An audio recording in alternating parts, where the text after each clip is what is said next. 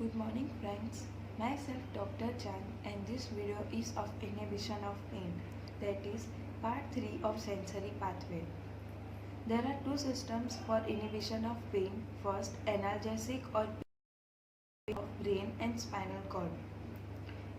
Here you can see in this diagram from periaqueductal grey matter and raphe nucleus gives serotonergic fibers to inhibitory interneuron releases serotonin here and therefore inhibitory interneuron stimulates and releases endorphin or enkephalin, that is opioids, and therefore enkephalin inhibits second order pain sensation and therefore we cannot feel pain or there is less or no perception of pain.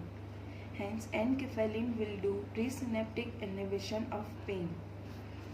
In this diagram you can also see periaqueductal grey matter gives serotonergic fibers to inhibitory interneuron and inhibitory interneuron releases opioids, that is endorphin or enkephalin, which attach with their receptors on neuron and therefore they inhibits first order neuron collaterals and therefore there is no release of substance P and therefore there is no perception of pain or there is less perception of pain.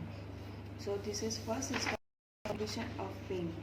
Now second is gate control theory, which is proposed by psychologist Ronald Melzack and anatomist Frederick Wall for pain in 1965 to explain pain suppression.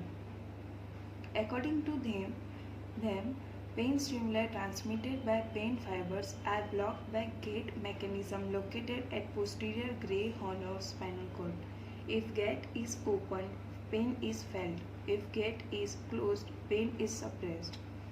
Now, mechanism for this system at spinal level is when pain stimulus is applied on any part of body besides pain receptors, receptors of other sensations such as touch are also stimulated.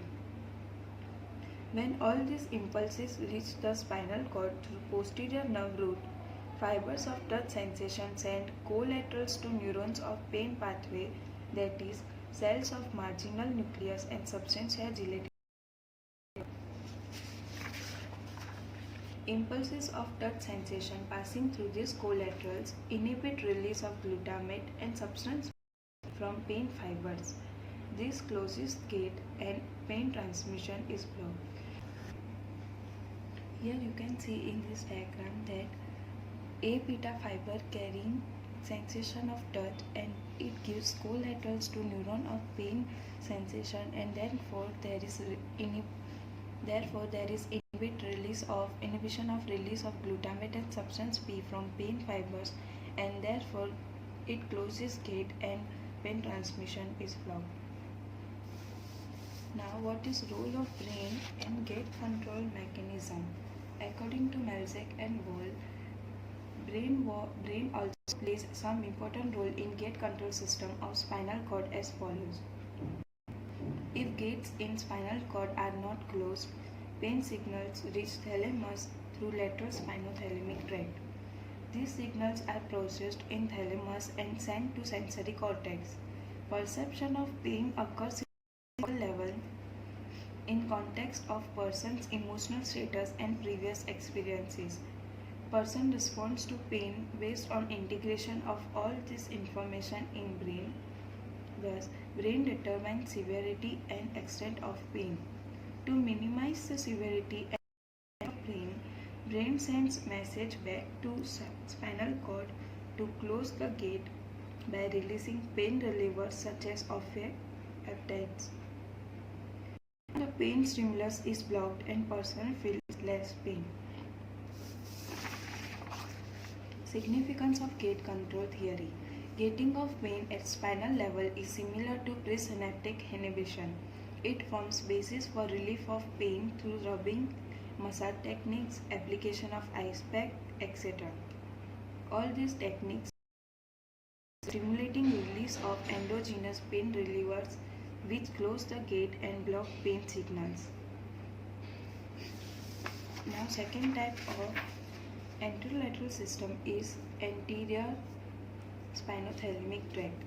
Here you can see in this diagram, fibers carrying sensation of crude touch and pressure enters in spinal cord through dorsal horn of spinal cord, and after entering it crosses obliquely anterior commissure and enters in anterior funiculus of spinal cord, and therefore it ascends along with lateral spinothalamic tract and forms a bundle known as spinal lemniscus. And spinal lemniscus, it crosses brain stem and it terminates in ventral posterolateral nucleus of thalamus, and from it there is a rise of third order neuron which terminate on primary sensory cortex.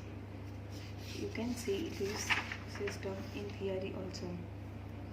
Fibers carrying sensation like crude touch, pressure enters in dorsal horn of spinal cord. After entering in spinal cord, fibers cross obliquely in anterior wide commissure. Then it enters in anterior wide column of opposite side. Then fibers ascend through brain stem. Fibers of anterior spinothalamic tract terminate in ventral posterolateral nucleus of thalamus. Now neurons of this thalamic nucleus form third order neurons which carry impulses to sensory cortex or cerebral cortex. Now effect of lesion in both anterior spinothalamic tract and lateral spinothalamic tract.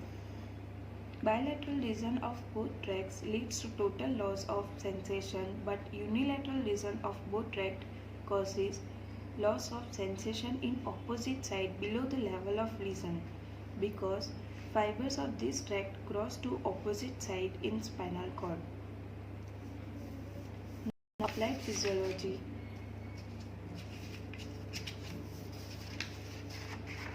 First, hyperalgesia, that is increased sensitivity to pain, is hyperalgesia. It may be due to, it is of two types, primary and secondary. Primary is due to increase in sensitivity receptor, and secondary is due to increase in sensitivity of pathway. Hyperalgesia, that is decreased sensitivity to pain. Paralgesia, that is abnormal pain sensation. So guys,